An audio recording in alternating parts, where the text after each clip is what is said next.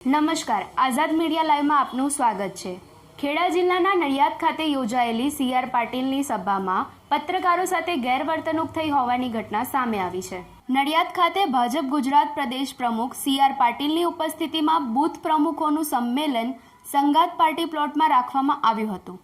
આ સમયે પત્રકારો સાથે તે સ્થળે ભાજપના કાર્યકરો દ્વારા બેહુદું વર્તન કરવામાં આવ્યું હતું અને પત્રકારોને ધક્કા માર્યા હતા। એ સાથે ગાળાગાળીના દ્રશ્યો પણ સર્જાયા હતા। સીઆર પાટીલ દ્વારા આણંદમાં પણ પત્રકારોને ઇન્ટરવ્યૂ આપવામાં આવ્યું ન હતું। આ સાથે ખેડાના નડિયાદમાં બપોરે 1:30 વાગે આવી પહોંચતા ખેડા જિલ્લાના પત્રકારોને પણ ઇન્ટરવ્યૂ આપવાની ધરાર ના પાડી દીધી હતી। આમ મીડિયાનું અપમાન કર્યું હતું।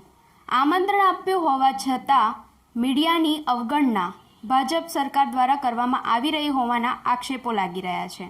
ત્યારે આમ ભાજપ સરકારની મનમાની બહાર આવી હતી। અમારા પ્રદેશ અધ્યક્ષ શ્રીમાન સીઆર પાટીલનો મંત્ર છે કે બૂથ પર તમારું તંત્ર મજબૂત હોવું જોઈએ।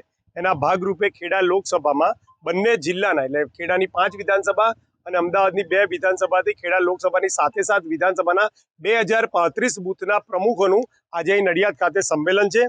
અમારા બૂથ પ્રમુખો તેના બૂથ નંબર અને ઓળખ કાર્ડ સાથે આ બેઠકમાં હાજર છે અને સૌ પોતાના બૂથમાં ભારતીય જનતા પાર્ટીના ઉમેદવારને નરેન્દ્રભાઈના હાથ મજબૂત કરવા માટે જીતાડવા માટે ઉત્સુક છે। આજની બેઠકમાં કાર્યકર્તાઓ પાટીલ સાહેબનું માર્ગદર્શન મેળવવા માટે પણ ખૂબ જ ઉત્સાહમાં છે। અમિત પારેખ, આઝાદ મીડિયા લાઈવ, ખેડા।